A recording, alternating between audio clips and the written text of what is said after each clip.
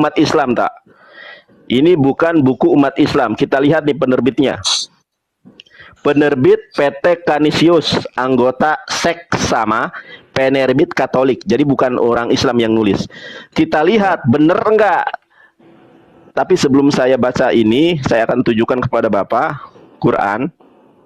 Saya hafal ayatnya. Jadi Al-Quran menyatakan begini. Bentar ya. Quran surat Al-Baqarah ayat ke-79. A'udzubillahi minasyaitonirrajim. Fawailul lilladzina yaktubunal kitaba biaidihim tsumma yaquluna hadza min indillah. Kecelakaan besarlah bagi orang-orang yang telah menulis Alkitab biblos dengan tangan-tangan mereka sendiri lalu mereka mengatakan dari Allah, padahal mereka tulis dan mereka karang-karang sendiri seperti Matius, Markus, Lukas dan Yohanes. Benar enggak pernyataan Al-Qur'an bahwa Alkitab itu sudah dipalsu? Kita lihat di sini bukunya. Nah, bukunya ya. Ini halaman Halaman ini buku ini diterbitkan tahun berapa ini? Ditulis dan diterbitkan. Kalau boleh tahu. ini nih, silakan deh. Dilihat atau Anda bisa beli sendiri ya. Nah, ya. Tuh.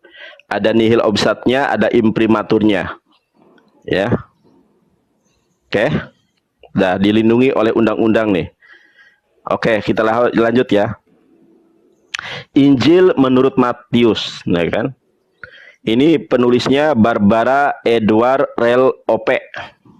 Ini Bang, saya tanya dulu. Ini buku ini dia diterbitkan pada tahun berapa? Ini. Ini di sini kalau diterbitkan dari PT Canisiusnya 2018. Kalau kita lihat dari sininya ini ya dari imprimaturnya 2008 ya, 28 Juni. Baik, kita lihat nih. Sebentar dulu saya bacakan. Tidak bisa dibenarkan. Sebentar. Nanti silakan Anda sanggah. Sebentar, ini dari pakar sejarah sebentar ya. Oke ya, ini dari buku Katolik. Kalau Anda mengatakan ini tidak bisa dipertanggungjawabkan, silakan kritisi langsung Katolik ya. Bukan ini kecuali penerbitnya agama Islam. Tapi saya akan tunjukkan kepalsuannya nanti. Contoh ini ya. Secara tradisional Matius sang pemungut cukai yang dipanggil oleh Yesus, Matius 9 ayat 9, dan diutus sebagai Rasul, Matius 10 ayat 3, dianggap sebagai penulis Injil pertama ini. Akan tetapi seperti para pengarang kuno lainnya, kita buka halaman 20. Halaman 20 ya teman-teman ya. Sang penginjil sendiri sebenarnya tidak pernah menunjukkan identitasnya. Mungkin Rasul Matius memang orang yang bertanggung jawab atas tahap awal Injil Matius. Atau mungkin ia adalah seorang misionaris yang datang ke daerah di mana Injil ini ditulis. Akan tetapi kebanyakan ahli sepakat, bahwa dia bukanlah orang yang mengarang Injil Matius. Jadi Injil yang mengarang Injil Matius ini tidak ada sanad ya, atau mardud, tertolak. Kalau di dalam hadis ini hadis maudhu. Bagaimana dengan ketiga Injil lainnya? Kita buka halaman 165. 165 ya. Nih, 165. Kita lihat nih. Injil menurut Matius. Pengarang sesungguhnya dari Injil ini seperti juga dengan pengarang ketiga Injil lainnya tidak kita ketahui. Bagaimana suatu kitab suci dapat kita pertanggungjawabkan? Hal penulisnya tidak jelas. Matius, Markus, Lukas, Yohanes itu bukan penulis Alkitab Gospel. Gospel Matius, Markus, Lukas, dan Yohanes itu bukanlah. Jadi nama-nama yang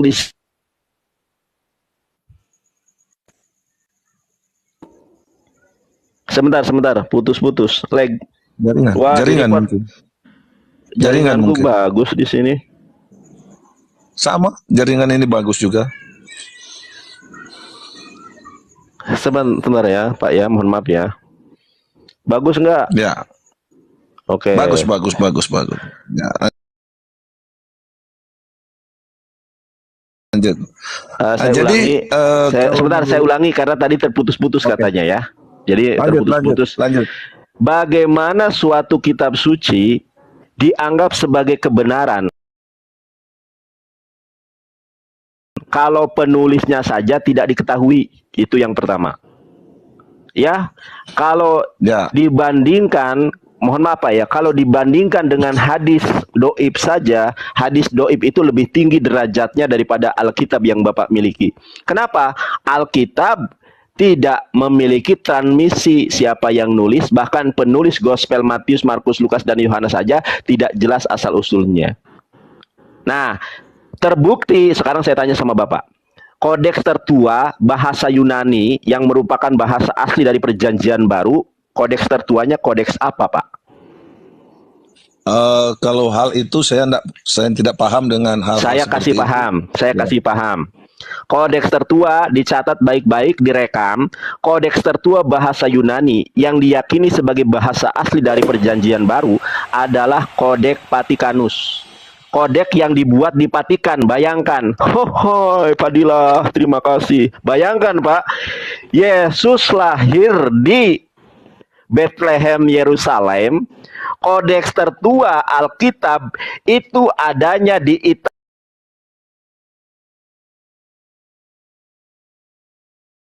Itali, di Roma, di Vatikan, dekat Roma ya, Vatikan negara sendiri ya. Itu Ya, berada ya. di Vatikan. Bayangkan, Pak. Kodeks tertua kitab suci orang, sebentar Pak. Itu Anda dapat dari mana? Sebentar Pak, sebentar ya. Ya. Sebentar, saya selesaikan dulu. Rekam ucapan saya, sodorkan kepada para pendeta. Benar nggak yang apa yang saya katakan? Saya ini praktisi hukum, pengacara muda. Tidak mungkin saya asumsi. Luar biasa. Iya, Luar pengacara biasa. muda saya. Ya, Lawyer, keren. ya baru 3 tahun. Iya. Oke, lanjut. Oke.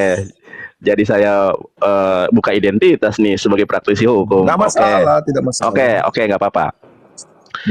Bapak rekam ucapan saya, silahkan sodorkan kepada para pendeta. Benar nggak yang saya katakan?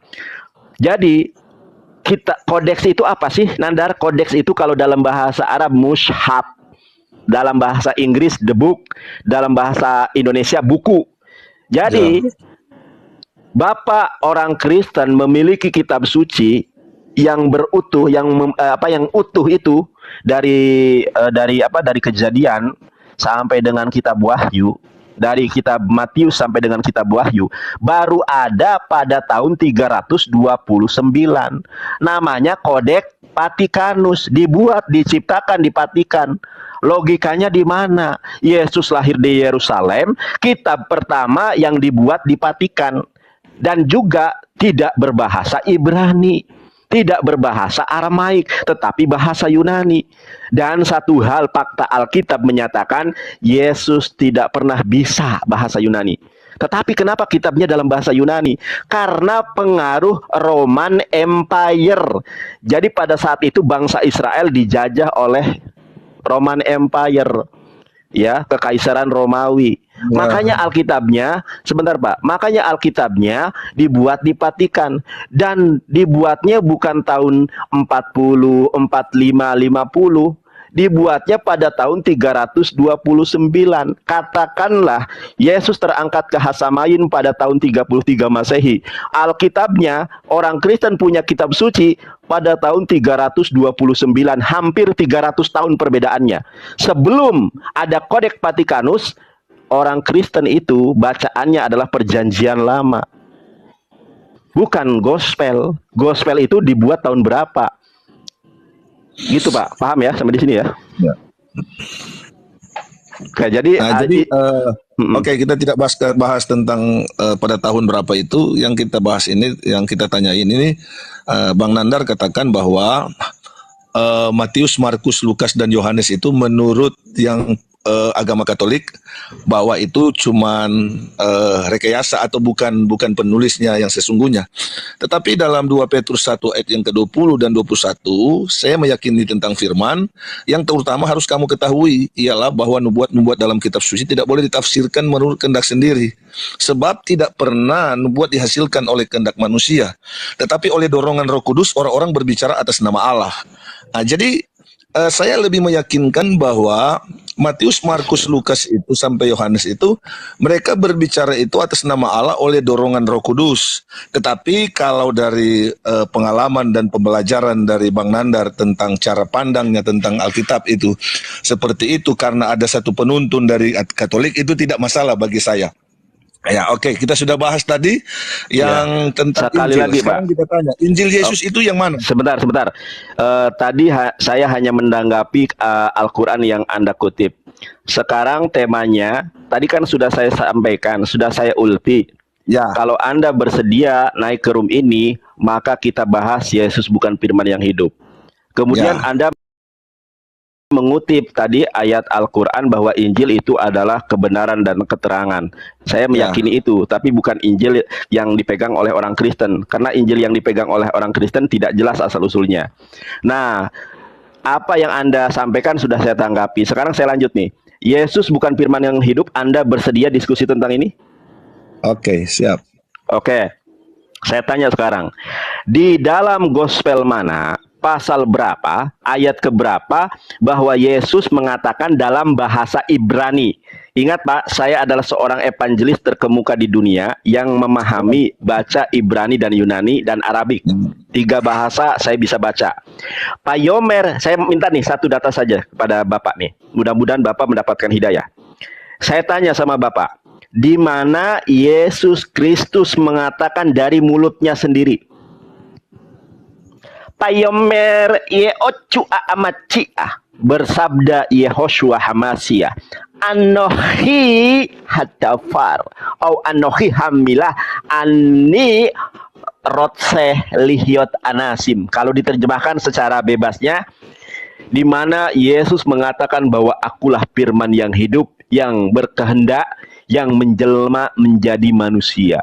Dari ucapan Yesus sendiri. Disadari, sebentar Pak, sabar ya. Ya. Disadari atau tidak, orang Kristen di seluruh dunia meyakini Yesus adalah firman yang hidup. Tetapi oleh karenanya, maka saya bertanya dengan hal yang tadi saya sampaikan barusan. Di mana Yesus mengatakan bahwa dirinya adalah firman yang hidup yang menjelma menjadi manusia. Jajajaja miharja, jawab, silakan. Ya, oke. Kalau berbicara tentang firman yang hidup dan menjelma sebagai manusia, mungkin itu dia tidak pernah katakan bahwa akulah firman yang hidup, akulah penjelma. Itu cuman ilhaman Roh Kudus kepada Yohanes 1 ayatnya yang ke-12, ayat yang ke-14. Tetapi kalau dia berbicara dia itu Tuhan dan Mesias, itu saya tunjukkan ayat bagi Anda. Baik. Ya, Enggak, mohon maaf Pak, dia mohon itu maaf Mesias dan Tuhan. Pak Michael, saya nggak mau nanti kemana-mana. Yang saya tanya ada atau tidak saja gitu loh. Kalau misalnya tidak ada, katakan tidak ada. Kalau dia berbicara tentang akulah firman yang hidup, akulah firman yang hidup dan telah menjadi manusia, itu cuma Yohanes 1 ayat 12 ayat 14. Baik, sekarang berarti saya clearkan, berarti Yesus tidak pernah mengatakan hal itu. Kalau memang seperti itu dia tidak pernah mengatakan, tapi kalau dia mengaku dia sebagai Tuhan dan Mesias ada. Sebentar, kita satu-satu dulu, kita preteli satu-satu dulu. Berarti Yesus tidak pernah mengatakan anohi hamilah atau anohi hadabar, anohi roteh lihyot anasim, tidak pernah. Tidak pernah? Bahasa Indonesia, bahasa Indonesianya kata Yesus berarti. Kalau Anda mengatakan seperti itu, simpulan saya, berarti Yesus tidak pernah mengatakan bahwa dirinya adalah firman yang hidup yang menjelma menjadi manusia. Menurut Yesus nggak ada ya? Dari Yesus sendiri maksud saya, nggak ada ya? Kalau dari Yesus sendiri sebagai manusia tidak ada. Tidak ada. Terima kasih atas kejujurannya. Tetapi kemudian Anda mengatakan dari Yohanes. Saya tanya nih sama Bapak nih. Lebih besar Yohanes atau lebih besar Yesus? Yesus lebih besar. Sekarang baca Yohanes 17 ayat ke-8. Apa yang diasumsikan oleh Yohanes di dalam Yohanes pasal 1 ayat ke-1 ya, di dalam bahasa Ibrani-nya itu sebentar. Ya, sebentar 14. Tahu. Saya bacakan di dalam bahasa Yunani-nya dulu ya Pak ya. Nah, Udah jangan pakai bahasa Yunani, bahasa Indonesia enggak, saja. Pak. Sabar. Kita akan diskusi untuk mengedukasi, oke. Pak. Kita itu diskusi untuk bukan menang kalah, Pak, untuk mengedukasi. Saya bacakan ya. Ini Ya, asumsi betul, dari betul. Yohanes. Kita Oke, lihat nih. lanjut. Ini asumsi dari Yohanes nih, firman yang telah menjadi manusia. Ini asumsi Yohanes nih. Pada mulanya adalah Ini firman. ilhaman Roh Iya, Kudus. iya. Itu menurut ilhamnya Yohanes ya. Pada mulanya adalah firman, firman itu bersama-sama dengan Allah dan firman itu adalah Allah. Dalam bahasa Ya. Indonesianya, sudah saya katakan Ya. bahwa saya ini adalah seorang evangelis yang mampu membaca Ya. original teks Alkitab. Saya baca di dalam bahasa Yunaninya. En arche en hologos kai hologos en prostonteon kai theos en hologos. Kemudian Anda juga mengatakan di dalam Yohanes 13 ya, 14 ya. Ini 14. teman-teman ya. Ini ya teman-teman ya. Firman itu telah menjadi manusia dan diam di antara kita dan kita telah melihat kemuliaannya, yaitu kemuliaan yang diberikan kepadanya sebagai anak tunggal Bapa, penuh kasih karunia dan kebenaran. Nah, ini kan firman itu telah menjadi manusia di antara kita dan telah melihat kemuliaannya. Ini kan perkataan si Yohanes ya, jelas ini bukan perkataan Yesus karena menggunakan kata gantinya. Nah, oke ya. Tadi sudah saya sampaikan lebih tinggi mana antara Yohanes dan Yesus. Bapak mengatakan lebih tinggi Yesus. Ternyata Pak, Ya. Ternyata ilham yang dinyatakan oleh Yohanes ini dibantah mati-matian oleh Yesus. Di mana itu? Yohanes 17 ayat ke-8. Oke, kita lihat nih. Sebab segala firman yang telah engkau sampaikan kepadaku telah kusampaikan kepada mereka, dan mereka telah menerimanya. Mereka tahu benar-benar bahwa aku datang daripadamu, dan mereka percaya bahwa engkaulah yang telah mengutus aku. Nah, ini sama konsepnya. Sebentar Pak ya. Ini sama konsepnya apa yang diyakini oleh umat Islam, bahwa Yesus itu adalah dalam bahasa Ibraninya Seliyah Eloah dalam bahasa Ibrani. Dalam bahasa Yunani Hu Apostolos, dia adalah Rasul. Dalam bahasa Arab Hu Rasulullah. Jadi kami umat Islam percaya bahwa dia itu adalah Rasulullah. Di dalam Yohanes 17 ayat ke-8, Yesus menerima firman. Firman yang telah engkau sampaikan kepadaku, aku sudah nerimanya. Dan aku sampaikan kepada murid-muridku, dan mereka menerima firman yang telah engkau sampaikan kepadaku. Dan mereka meyakini dan percaya bahwa aku ini adalah utusan Allah. Bapak pakai logika Pak. Yesus firman yang hidup. Kalau dia adalah firman yang hidup, firman perkataan hidup yang hidup. Kalau dia adalah firman yang hidup, tidak usah lagi nerima firman.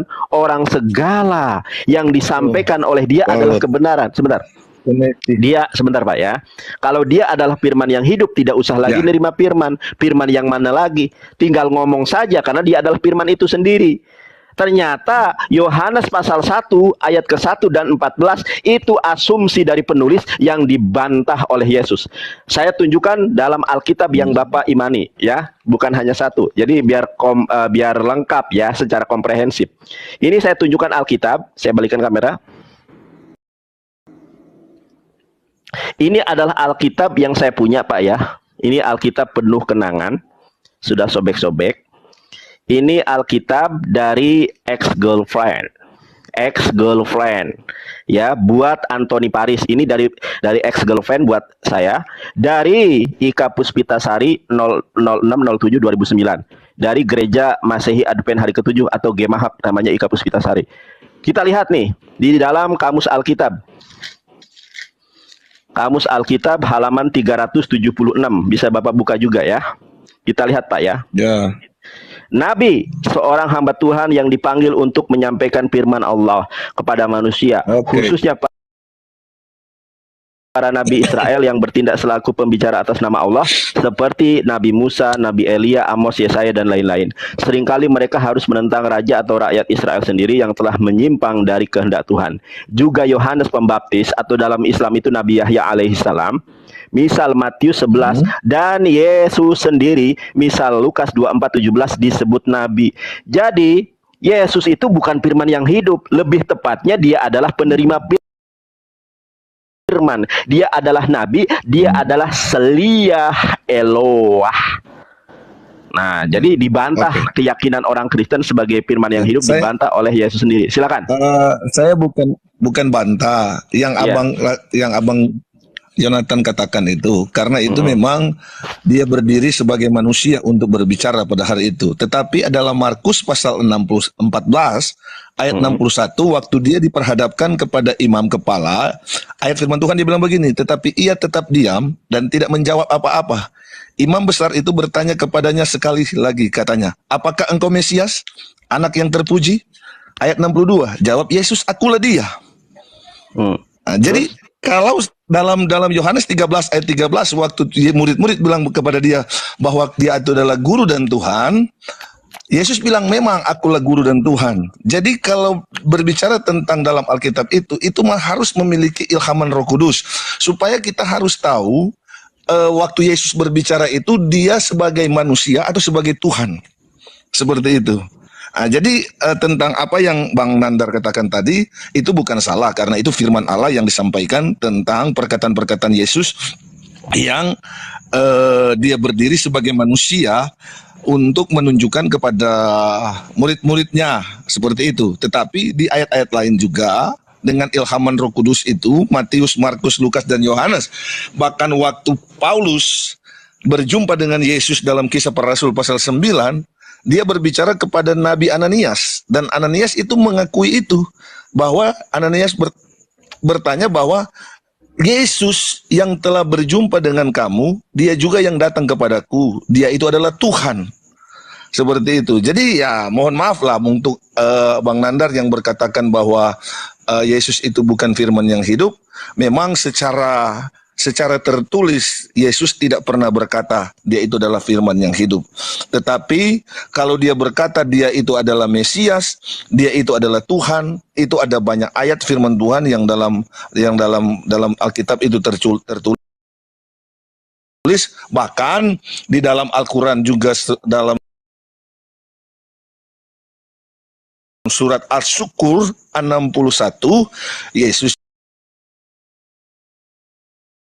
juga mengetahui tentang hari kiamat itu. Dalam surat Luqman 34, hanya Allah yang mengetahui hari kiamat. Tetapi kenapa dalam surat Al-Syukur, Al-Quran berkata bahwa Isa Al-Masih mengetahui hari kiamat. Seperti itu. Apa tadi, surat apa, Pak? Surat apa? Surat Asy-Syukur. Asy-Syukur. Sorry kalau salah. Bercanda. Nggak ada, Pak, surat Asy-Syukur itu. Saya pastikan Tunggu. dunia akhirat, Pak. Saya balikan Sebentar. Iya.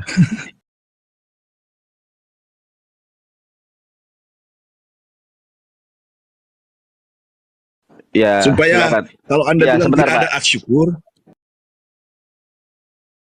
Sorry. Nggak ada Asy-Syukur. Syukruf.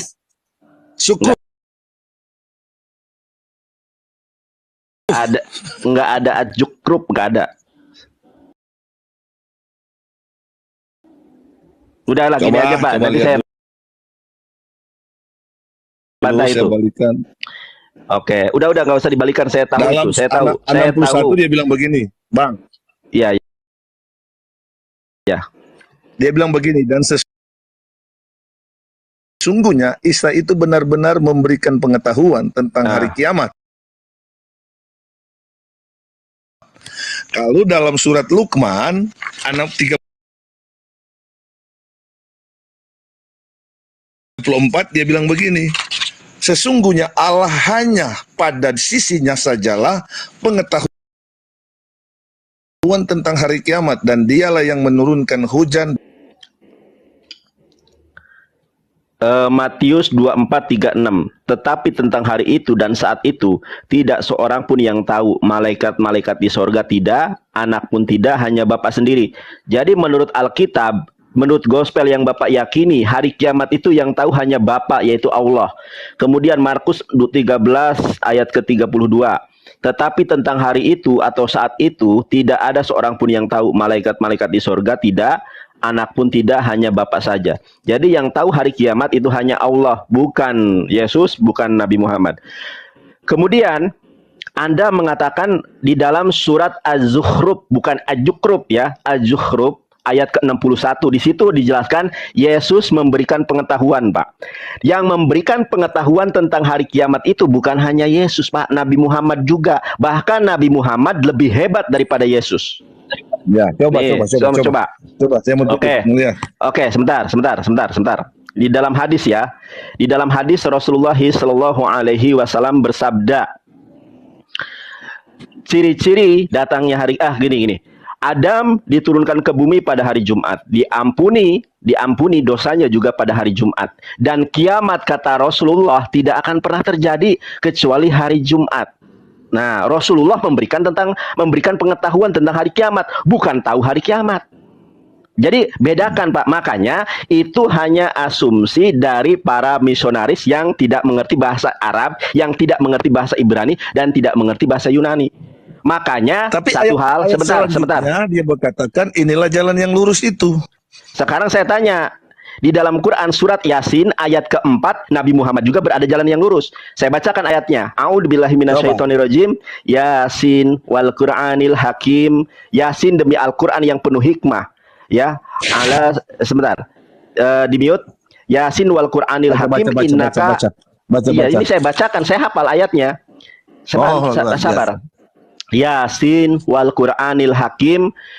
Yasin demi Al-Qur'an yang penuh hikmah, innaka laminal mursalin, sesungguhnya engkau Muhammad termasuk di antara para rasul, ala siratim mustaqim, yang berada pada jalan yang lurus. Jadi para nabi itu semuanya berada pada jalan yang lurus. Beda tuh kata berada dengan akulah jalan yang lurus itu. Sama aja, inilah Pak. Jalan yang lurus. Iya, sama inilah aja. Jalan yang sama lurus, aja. Dia Nabi Muhammad berada pada jalan yang lurus. Bahkan Nabi Muhammad mengatakan begini. Seandainya Musa hidup di tengah-tengahku pada saat ini, mereka wajib tunduk dan patuh terhadap ajaranku. Kemudian Rasulullah Shallallahu Alaihi Wasallam bersabda, "Man sami abi min umatin Yahudiyun aw Nasroniun falam tu'min bi daholan nar." Barang siapa di kalangan umat ini, baik Yahudi maupun Kristen, yang tidak beriman kepadaku sementara dia mendengar tentang aku, masuk neraka jahanam. Jadi Nabi Muhammad sudah menjamin kalian umat Kristen masuk neraka jahanam kalau kalian tidak beriman kepada Rasulullah. Itu di dalam hadis yang sahih. Kemudian di dalam Quran surat Al-Bainah, sebentar Pak, jangan terguncang ya Pak ya. Terus. Di dalam Quran, di dalam Quran surat, tidak bantah. Sabar Pak, jangan terguncang Pak ya. Di dalam Quran surat Al-Bainah ayat ke-5. A'udzubillahi minasyaitonirrajim. Sebelum ke Al-Bainah kita buka Quran surat Al-Maidah 72-73. Jadi Allah Subhanahu wa taala, Al-Maidah 72. Ya. Saya baca. Al-Maidah 72. Berapa? Ayat ke-72. Saya bacakan Al-Qur'annya, nanti Bapak boleh terjemahannya. A'udzubillahi minasyaitonirrajim. Laqad kafarol ladzina qalu innallaha huwal masih ibnu Maryam. Sungguhnya telah kafirlah orang-orang yang berkata sesungguhnya Allah ialah Al-Masih, putra Maryam. Padahal Al-Masih sendiri berkata, "Hai Bani Israel, sembahlah Allah Tuhanku dan Tuhanmu. Sesungguhnya orang yang mempersekutukan sesuatu dengan Allah, maka pasti Allah mengharamkan kepadanya surga dan tempatnya ialah neraka." Tidaklah ada bagi orang-orang salim itu seorang penolong pun. Ya, baik ya. Jadi ternyata Yesus mengatakan apa tadi Pak? Padahal Al-Masih berkata apa? Nih, saya bacakan ya. Quran surat Al-Maidah surat ke-5 ayat ke-72. Bapak sendiri tadi baca apa yang dikatakan oleh Yesus atau Isa dalam Al-Quran? Oke, saya bacakan ya Pak ya. Bentar. Biar teman-teman juga bisa baca ya. Oke, a'udzubillahi minasyaitonirrajim. Laqad kafarol ladzina qalu innallaha huwal masyihu ibnu Maryam Wa qala al-masyihu ya bani Israila budullaha rabbi wa rabbakum innahu may yusyrik billahi faqad haramallahu alaihil jannata wa ma'wahun nar wa ma lizolimina min ansor. Saya tunjukkan kepada Bapak ya dan kepada teman-teman semua. Ini perkataan Yesus loh atau Isa dalam Quran. Ya, sungguh telah kafirlah itu perkataan orang Yesus. Ya, sebentar. Jadi Allah meriwayatkan perkataan Yesus. Ya. Sebentar. Kata Allah nih, ini kata Allah nih. Coba dengarkan baik-baik. Kata Allah, sungguh telah kafirlah orang-orang yang berkata, sesungguhnya Allah ia adalah Al-Masih putra Maryam. Ya. Sementara Al-Masih sendiri berkata nih, ini Al-Masih nih, Yesus berkata, wahai Bani Israel, sembahlah Allah Tuhanku dan Tuhanmu. Padahal Al-Masih mengatakan apa? Sembahlah Allah Tuhanku dan Tuhanmu. Jadi Yesus punya sesembahan. Siapa sesembahan Yesus? Allah. Siapa Allah itu? Tuhanku dan Tuhanmu. Sesungguhnya siapa yang mempersekutukan sesuatu dengan Allah, maka sungguh Allah mengharapkan surga baginya. Jadi siapa yang menyembah Yesus, haram surga baginya. Dan tempatnya ialah neraka. Jadi kalau orang menyembah Yesus menurut Quran itu masuk neraka. Tidak ada seorang penolong pun bagi orang-orang jolim itu. Kita lihat Pak ya. Quran surat Al-Maidah ayat ke-73-nya. Saya bacakan nih. Laqad kafarul ladzina qalu innallaha salisu salasah wa ma min ilahin illa ilahu wahid wa illam yantahu amma yaquluna la yamassannal ladzina kafaru minhum adzabun alim. Baca, sungguh telah kafirlah orang-orang yang mengatakan bahwa Allah adalah salah satu dari yang tiga. Padahal tidak ada Tuhan selain yang Maha Esa. Jika mereka tidak berhenti dari apa yang mereka katakan, pasti orang-orang yang kafir di antara mereka akan ditimpa azab yang sangat pedih di akhirat. Jadi di dalam Islam itu tidak ada tolerir Pak. Di dalam Al-Maidah 72, siapa yang menuhankan Yesus masuk neraka. Siapa yang mengatakan Yesus Tritunggal masuk neraka. Quran surat Al-Bayyinah ditegaskan lagi ayat kelima, a'udzubillahi minasyaitonirrajim, innalladzina kafaru min ahlil kitabi wal musyrikina fi nari jahannam khalidina fiha ulaika hum sarul bariyah. Sekarang kita lihat di dalam Yohanes 13 ayat ke-13. Kita lihat Pak ya, Yohanes 13 ayat ke-13. Ini ayat andalan Kristen Pak. Ya. Ini ayat andalan Kristen. Iya, lihat nih Pak. Kamu menyebut aku guru dan Tuhan, dan katamu itu tepat, memang akulah guru dan Tuhan. Mohon maaf Pak, ini terjemahan yang kurang benar. Karena di sini bukan theos tetapi kurios. Saya bacakan di dalam bahasa Yunaninya ya. Saya adalah penginjil yang menguasai bahasa Yunani dan Ibrani. Humes poneiteme ho didas kalos kai ho kurios kai kalos legete aimigar. Ini dalam bahasa Yunani. Kita lihat dalam bahasa Alkitabul Muqaddas ya, Van Dyck. Saya adalah penginjil yang menguasai membaca Ibrani, Yunani dan Arabik. Kita baca Arabiknya ini. Para ustadz yang ada di Komal, yang ada di bawah, mohon maaf saya seorang evangelis mau membacakan Alkitab dalam bahasa Arab. Di sini dikatakan antum, ini bahasa Arabnya gundul ya, nggak ada harokatnya nih. Saya bacakan. Antum tad'unani mu'aliman. Engkau menyebut aku mu'alim, seorang guru, wa sayyidan, dan menyebut aku sayyid, wa hasana taqullana li'anni anna kadzalik. Jadi di dalam bahasa Arab di sini tidak Tuhan, Mbak, tetapi sayyid. Ini Alkitab yang dipakai oleh orang Mesir, oleh orang Arab, oleh orang yang berbahasa Arab. Di situ dikatakan antum tad'unani mu'aliman. Engkau menyebut aku mu'alim. Wa syaidan, dan engkau menyebut aku adalah sayyid. Makanya umat Islam terbiasa dengan diksi, dengan narasi, dengan kata sayyid. Contoh, Allahumma sholli ala sayyidina. Tidak ada orang Islam yang mengartikan Sayyidina Tuhan. Bayangkan kalau Sayyidina diartikan Tuhan. Sayyidina Muhammad, Tuhan Muhammad. Sayyidina Abu Bakar, Tuhan Abu Bakar. Makanya orang Kristen di muka bumi ini, mohon maaf Pak ya, mohon maaf, disesatkan karena terjemahan. Di dunia ini, orang Kristen hampir tidak pernah mempelajari original Berarti teks. berarti Bang Nandar melecehkan bahasa Indonesia ya? Ini kitab suci, Pak, bukan melecehkan bahasa Indonesia. Maksud saya bukan hanya Ya, bahasa Indonesia. kalau kitab suci itu kan Gini, sudah Pak, diterbitkan, gini, Pak. itu sudah disahkan, Gini, Pak. sudah dikasih disahkan, diberikan izin kan? Iya, Kenapa sabar, Anda sabar, sabar. berkata bahwa kita disesatkan dengan terjemahan? Berarti Saya Anda tunjukkan. sementara melecehkan Indonesia Bukan ya? melecehkan, bukan melecehkan, bukan hanya bahasa Indonesia. Saya Kita sudah lebih mengatakan, percaya bahasa kita, Bang. oke, Bukan kita bahasa lihat Arab, nih. bukan bahasa Ya, Arabia, sekarang bukan kita bahasa tanya. Yunani, Bang. Sekarang saya Hati-hati, tanya Bang. nih. Kita Sebentar, lagi live ini.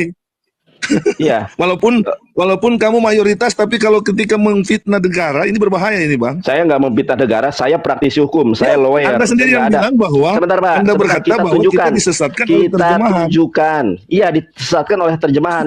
Ya gini loh, umat Kristen di muka bumi itu. Berarti Anda Sebentar, menyalahkan Pak. Indonesia kalau begitu. Sekarang saya tanya, yang Lanjut, mempunyai lanjut. Oke, yang lanjut. mempunyai otoritas, saya tidak menyalahkan negara. Yang Oke, mempunyai, lanjut. ya ini saya lanjut, Siap, tolong diam. siap, salah. Yang mempunyai siap. Oke. otoritas menerjemahkan Alkitab itu LAI, Lembaga Alkitab Indonesia. Ya. Jadi LAI lah yang bertanggung jawab di dunia akhirat nanti. Kita lihat nih, Pak. Saya itu belajar bahasa Yunani bukan ini ya, bukan otodidak, bukan asumsi, tetapi saya belajar. Kita lihat nih. Saya tunjukkan ini ya, saya belajar bahasa Yunani nih. Bahasa Yunani koine. Kita lihat nih. Kalau Allah dalam bahasa Yunani itu apa? God, mohon maaf ya. Ini Pak, Ya. God. Ini Ya, bahasa Inggris ya, siap, God siap. ya. Ya. Di dalam bahasa Yunaninya apa, Pak? Di sini. Theos, Pak, bukan kurios, Pak. Yes. Theos, Ya. bukan kurios. Jadi makanya saya katakan Alkitab, mohon maaf, orang Kristen di muka bumi itu rata-rata, mohon maaf, disesatkan oleh terjemahan. Saya punya Alkitab yang masih terjemahannya original. Saya lihat nih. Ya, ini saya punya Alkitab yang terjemahannya masih original. Kita buka Yohanes. Sama ayat saja. Iya, kita buka Yohanes 13 ayat 13 ya. Saya tunjukkan kepada Bapak bahwa orang Kristen di muka bumi itu disesatkan dengan terjemahan. Saya tunjukkan. Saya nggak mau berasumsi. Kita lihat nih. Bentar ya, ini harus Lukas. Jadi sudah dirubah, Pak. Nih.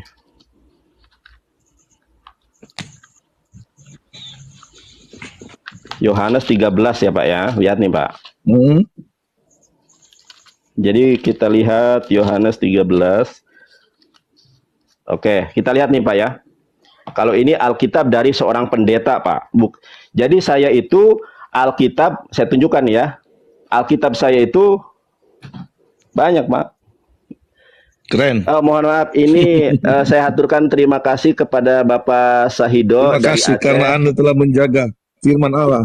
Iya, sebentar Pak ya. Ini dari Pak Sahido, Kopi Gayo, terima kasih sudah nyampe Pak ya. Berkah selalu. Saya dikirimi nih, dikirimi jaket, dikirimi kaos oleh TikToker ini ya. Terima kasih ya Pak Sahido, kopinya sudah sampai nih.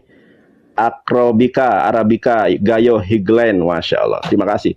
Pak, saya itu Alkitab bermacam Alkitab saya. Ini Alkitab bahasa Inggris saya punya, Alkitab bahasa Yunani saya punya, Alkitab bahasa Arab saya punya. Luar biasa. Ya. Alkitab bahasa Ibrani saya punya. Anda memang. Nih, kemudian Alkitab Mormon saya punya nih. Alkitab Mormon nih, Kitab Mormon, satu lagi kesaksian tentang Yesus. Jadi saya juga punya, oke ya. Nih Kitab Mormon nih. Oke ya. Kita balik lagi ke materi. Oke, nah ini Alkitab yang tadi saya katakan dari ex-girlfriend, ini ya, buat Anthony Paris itu saya dulu. Kita lihat Yohanes 13 nih Pak. Coba lihat di sini Pak, Yohanes 13, ini Alkitab versi kitab suci terjemahan dunia baru. Ini Alkitab versi terjemahan dunia baru. Di sini dilihat apa Pak? Ini terjemahan yang benar Pak. Yohanes 13 ayat ke-13 mohon dibaca. Ya. Apa di sini? Halo? Halo. Iya, dibaca Pak. Yohanes 13 ayat 13. Tuan ditulis itu. Ya, dibaca dari ayat. Kelihatan. Ya, dibaca dari pertama. Kamu menyebut aku guru dan tuan. Tuan ya, bukan Tuhan. Ini terjemahan yang benar. Kalau makanya saya katakan LAI Kalau ini menjadi terjemahan iya, jadi mohon maaf kita buka nih terjemahan dari LAI. Ini LAI yang menyesatkan manusia nih, mohon maaf ya. Silakan Anda. Ini saya fakta ini soalnya. Kita buka Yohanes 13 nih. Nah, kita bedakan yang ini. Di sini apa? Ini setelah dirubah nih. Kamu menyebut aku guru dan Tuhan. Sebelum dirubah, kamu menyebut aku guru dan Tuhan. Bukan Tuhan, Pak. Ini sesuai dengan bahasa Yunaninya. ya. Nah, Tapi makanya kita juga punya Alkitab yang terjemahan lama ini. Tetap terjemahan lamanya iya, juga dia Tuhan tulis kalau seperti dalam itu. Aku guru dan Tuhan. iya. Tuhan, Pak, bukan Tuhan di sini. Oke. Saya buka. Baik. Ya. Oke, saya buka juga dari sini. Siap. Kita lihat ya. Bentar. Yahya. Ini ditulis Yahya bukan Yohanes ya. Iya, gimana, Nah, Pak? kamu tobat nggak, Pak? ini memanggil aku guru dan Tuhan, maka betullah katamu itu, karena akulah dia. Suara Bapak terputus-putus. Ini terjemahan Ini saya nggak tahu asli sinyal aku apa bahasa sinyal Indonesia Bapak. ini. Iya. Yang tulisannya bukan Sebentar, Yohanes tapi sebentar. Jahjah. Iya. Iya, baik. Itu kita yang saya mau sampaikan. Oke ya. Oke, sebentar ya. Ini kalau kita lihat di ini juga, kita lihat terjemahan kan itu. Kalau dalam bahasa Yunaninya gini. Oke ya. Ini nih, ini terjemahan nih. Kita ada TB, AYT, TL, BIS, TSI, MILT 2008. Kamu memanggil aku Tuhan. Kemudian Oke, ada di dalam Selaber. Kamu menyebut aku guru dan junjungan di sini. Ini benar juga nih. Memang demikianlah adanya karena akulah guru dan junjungan, bukan Tuhan, Pak. Nah, oke. Begitupun di dalam Alkitab yang sudah saya kasih sebelum direvisi itu di situ dikatakan Tuhan. Oke. Di situ dikatakan Yesus, kita kembali kepada pembahasan Yesus adalah bukan firman yang hidup. Oke. Ya, ternyata tidak pernah ada Yesus mengatakan bahwa dirinya adalah firman yang hidup. Ya, nggak ada, Pak. Kalau Jadi, firman yang hidup dia tidak pernah katakan, itu saya akui. Tapi kalau dia bilang akulah terang dunia, akulah roti kehidupan, akulah Mesias, akulah Tuhan seperti itu. Ya, oke. Iya, sekarang ada, kita sudah bahas Tuhan. itu dan saya sudah menerima apa penjelasan dari Bang Nandar. Menurut Anda dan menurut kitab Anda, karena Anda berkata tadi bahwa nabimu mengetahui tentang hari kiamat, tentang surga itu seperti Paulus. Bukan, mohon Bapak, saya tidak mengatakan jangan sampai nanti dipelintir oleh orang-orang Kristen. Nabi Muhammad itu memberikan, loh iya, beda loh, mengetahui dan memberikan. Bukan hari kiamat, sorry, bukan hari kiamat. Anda berkata tadi dari permulaan sampai pembahasan bahwa Anda berkata Muhammad itu seperti Paulus mengetahui. Nggak ada seperti Paulus. Saya nggak mengatakan itu loh. Saya nggak mengatakan si Paulus seperti Nabi Muhammad. Siap. Mohon maaf, si Paulus itu bukan berdebat ini. Kita kan bukan berdebat. Pak. Kita saling tukar pikiran. Oke, lanjut. Pak, si Paulus itu menurut Alkitab nabi yang tidak asli. Nanti saya tunjukkan. Jangan dibandingkan Paulus. Saya lebih percaya sepercaya manusia daripada hewan, Pak. Loh, enggak, maksud kalau saya. Kalau memang Al-Quran itu dari Allah, kenapa dalam surat pertamanya itu artinya adalah sapi betina, Pak? Coba dijelaskan. Surat Al-Baqarah. Surat pertama itu bukan Al-Baqarah. Oh, sorry. Al-Fatihah, Pak. Nah, surat Al-Baqarah itu artinya itu sapi betina. Coba Anda jelaskan tentang itu. Iya, maaf, ini bukan menyinggung ya. Baik. Iya, nggak apa-apa. Itu memang Al-Baqarah. Jadi Al-Baqarah itu mengisahkan tentang Nabi Musa ketika Nabi Musa bukan mencari itu artinya. Kenapa artinya harus dikatakan sapi betina? Iya, Al-Baqarah itu namanya surat sapi betina. Emang masalahnya apa? Itu kisah. Ini kan saya jawab nih. Al-Baqarah itu sapi betina berkenaan tentang sapi yang ada bangsa Israel, orang Yahudi itu yang kemudian meninggal dunia, tapi si pembunuhnya ini nggak diketahui. Terus Nabi Musa menyuruh untuk diperintahkan Allah untuk mencari sapi. Tapi bangsa Israel ini bulat, malah minta sapi apa, warna apa. Ya, itu Al-Quran berbicara tentang itu. Gitu. Saya rasa kalau nama nggak ada masalah. Bahkan di dalam Al-Quran juga ada nama Quran surat Maryam, ada semut, apa-apa. Berarti surat itu belum diyakinkan bahwa itu firman Allah, karena itu diartikan sebagai sapi betina. Kalau menurut saya, minta maaf, bukan saling menyinggung dan lain sebagainya. Nggak apa-apa. Baik, sekarang Oke, saya kita lanjut. Kalau menurut Anda, baik. menurut Anda, apa tuh? kalau menurut Anda dan Al-Quran dan kitab suci Anda, surga itu bagaimana? Surga itu kalau surga menurut... itu bagaimana? Iya, kan saya jawab. Iya, sebenarnya saya jawab kan. Lanjut. Baik. Ya. Surga itu adalah sebuah kenikmatan yang tidak diketahui bagaimana rasanya, ya, tidak pernah terbetik di dalam hati, tidak pernah terlihat oleh mata, dan tidak pernah didengar oleh telinga. Itu disediakan bagi orang-orang Islam nanti di akhirat. Itu surga itu nanti setelah hari kiamat, setelah yaumul ba'ats, yaumul mahsyar, yaumul hisab, yaumul mizan, sirat, masuk surga nanti. Itu nanti buat umat Islam. Dan Bapak, Yesus tidak akan pernah masuk surga. Ingat ya, sekali lagi nih, tapi jangan dipotong ya.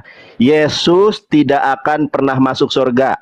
Musa, Yesus tidak akan pernah masuk surga sebelum Nabi Muhammad masuk surga. Ya, ini ucapan saya. Begitu. Yesus tidak akan masuk surga.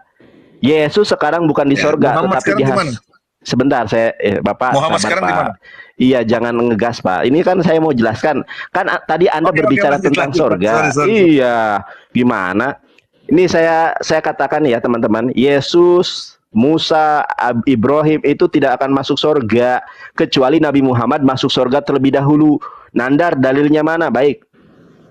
Ati babal janati yaumul qiyamah. Aku mendatangi pintu surga di hari kiamat. Kemudian Rasulullah menggunakan fi'il amr atau dalam bahasa Ibrani sifui, fa'astaftihu, bukakan pintu surga ini. Malaikat Ridwan atau dalam bahasa Ibrani atau ke dalam keyahudian melek rubim yang menjaga pintu surga itu mengatakan man anta, siapa kamu? Ya kalau bahasa kitanya sopo ente. Ya siapa lu? Gitu kan dalam bahasa gaulnya. Siapa Anda? Kata Rasulullah, Anna Muhammad. Kata malaikat Ridwan atau malaikat kerubim, aku diperintahkan oleh Allah tidak membukakan pintu sorga manapun kecuali Muhammad masuk sorga terlebih dahulu. Jadi yang pertama masuk sorga itu Nabi Muhammad. Sebelum Nabi Muhammad, maka tidak ada orang yang berhak masuk surga. Itu hadisnya sahih. Makanya dibenarkan oleh Yesus ucapan Nabi Muhammad itu. Saya tunjukkan Alkitabnya. Ya. Saya tunjukkan ayat Alkitabnya. Di mana Nabi Muhammad mengatakan, aku mendatangi pintu surga. Kemudian Rasulullah katakan, buka dong pintu surganya. Terus malaikat Ridwan mengatakan, payakul hojin. Man anta, siapa kamu? Anna Muhammad.